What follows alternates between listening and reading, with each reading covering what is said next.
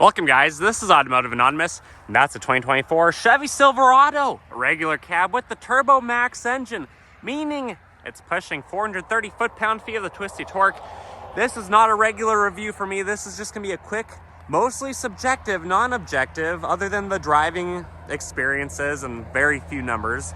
Experience, because we don't often see regular cab, short-ish bed, work truck Silverados. So I'm sure some of you guys are wondering, is this the perfect race truck, work truck, project truck, off-roading truck, whatever you want to use it for? So I just wanted to show it to you guys. We're going to take it for a drive. I'm going to show you how fast it is, 0 to 60 on GPS. It's part of another video where I'm comparing all four 1500 powertrains, 0 to 60 on GPS, so that you guys know on the same day, the same road, all within an hour of each other, how do they do? So 2.7 liter, if you want to watch the 0 to 60 comparison video, comparing it to a 3 liter diesel or the Ecotec 5.3 and 6.2, you're welcome to find that video on my channel as well. Otherwise, let's go drive it. Initial driving impressions of the 2.7 liter Silverado. Currently, I have it with traction control off, but we are in 4 auto. So it's going to help us keep traction on this 30-degree day. And let's see how fast it gets up to speed. Maybe we'll do like a 20 roll.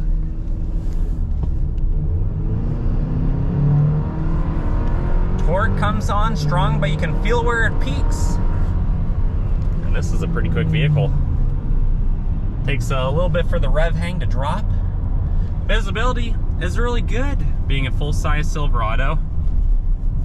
Driving through the country like this, different Silverados have, some of them have as little as about 7-something ground clearance, up to over 10, depending on if it's a Trail Boss or if it's an HD truck.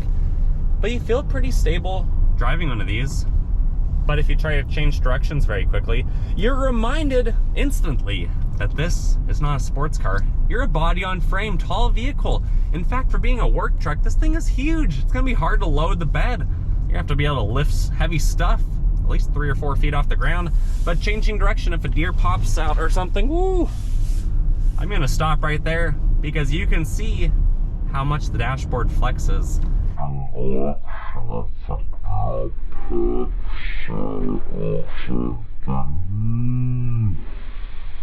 Thankfully, you can see what's going on through the small cabin, the large side mirrors.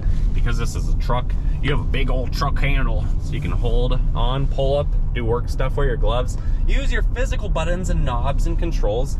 You have the upper glove box, the lower, which is locking, and you have the middle seat, the jumper seat, basically, for people who might want to sit in between you and the shotgun seat.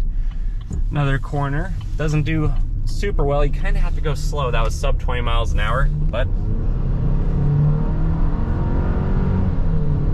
Chevy did good on this turbo engine. I did a 2.7 Silverado versus the 2.7 new Colorado a few months ago, and you could see how much faster the Colorado is than the Silverado. Same day, same road, similar 0 to 60 comparison to the other video I referenced. But this engine, this does really well. I've had other people comment that their transmissions have gone out from work use, maybe after 100,000 miles, but the engine, the TurboMax, has been bulletproof. And where we know that the 5.3 and the 6.2 liter, because of their active fuel management and their cylinder deactivation, maybe 1% of those have lifter failure and engines that self-destruct. I haven't heard on the forums really any concerns with the Turbo 2.7. I know people are always concerned, like, oh, it's a little turbo engine, it's so high strung, it's gonna blow up instantly. Well, it has a warranty. You can always get an extended warranty, and there's fewer moving parts on something like this, even with the turbo lines, the turbo compressor, stuff like that, than some other engines with all their complicated quad cam setup, the cam phasers that fail on F-150s. Every truck has its problems. So personally, I would say, buy the one that you enjoy, buy the brand that you want to support and see stick around for a while. Whether that's going to be riding a llama for the remainder of winter, or it's going to be driving a Chevy Silverado with the bow tie. This engine seriously just feels playful. It's not like it loves to rev, but it doesn't feel like, oh no, stop it. As if it's like that uncomfortable, that unpleasant for it to rev out. Especially when it hits peak boost, peak torque. That's a really fun experience. It's kind of surprising that, you know, nearly 5,000 pound truck can move this quick with a turbo 4-cylinder engine. What is this world that we're living in? What are modern times? But if you like old school Chevy trucks, this one I think is for you. Over the years, I've driven a lot of these on my channel in the last year, but I've had a lot of friends with Silverados. My father-in-law has a Silverado, an older, old body style one, and I really like these trucks. Personally, I think the Chevy Silverado is my favorite, although I'm trying to be, you know, not too biased regardless. But this does everything quite well. The brakes, maybe at 1/3 of a pedal. They do a really good job.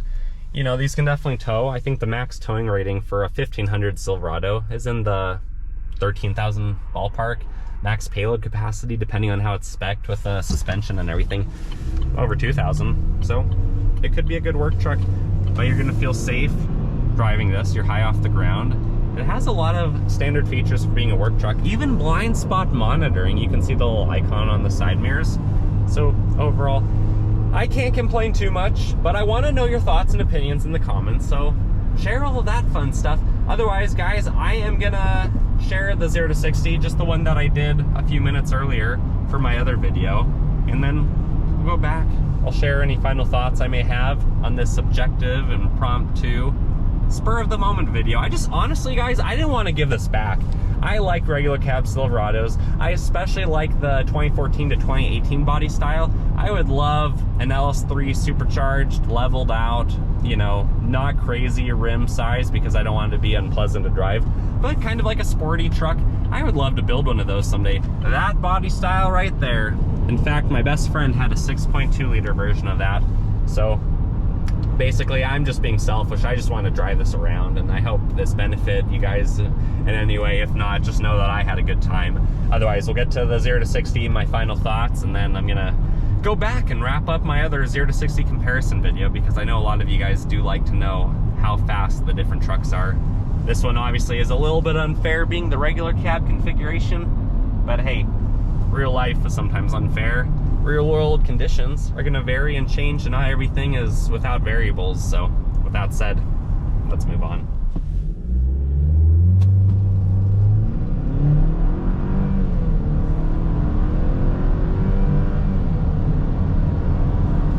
All right, true 0 to 60 came in at 7.00 without the fit of rollout. It's obviously in the 6s, as you can see.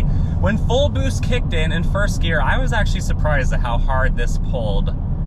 And there you have it, my driving impressions, just on a whim, of the regular cab, short-ish bed Silverado work truck.